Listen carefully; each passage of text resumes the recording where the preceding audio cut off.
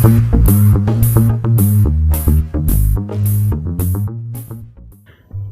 नमस्कार दोस्तों, जैसा कि मैं सुबह वादा किया था कि शाम को मैं इस गाने का जो सुबह मुखड़ा लॉन्च किया था उस गाने का दोनों अंतरा आप सबको दूंगा, तो लेकर आया हूं। आप सब सुनिए, सुन के बताइए कैसा है।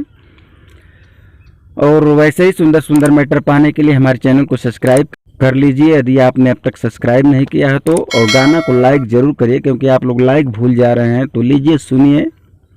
माई के पुकारा मन से होखी सहाय मैया, क्षण भर में देली सब कर दुखवा मिटाई मैया, क्षण भर में देली सब कर।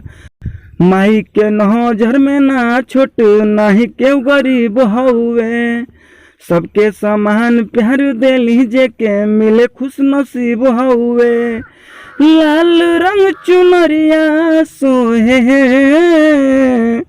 नवमी में 9 दिन जहया करिया सोहे, कल शादी अरिया सोहे।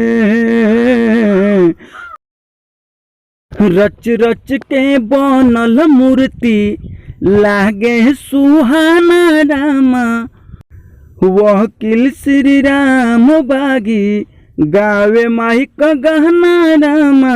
सोरहो सिंगार सहजल माई का हाथे तलवार सोहेला, दिए ना जब बहरे झगमग माई सगर दुआर सोहेला। पंडाल बिच मयरिया सोहे नवमी में 9 दिन जहया करिया सोहे, कल शादी अरिया सोहे। नवमी में 9 दिन जहया करिया सोहे, कल शादी अरिया सोहे। तो फिर मिलते हैं एक शानदार वीडियो के साथ, तब तक बने रहें आप कवि की रचना में। जय हिंद, जय भोजपुरिया समाज।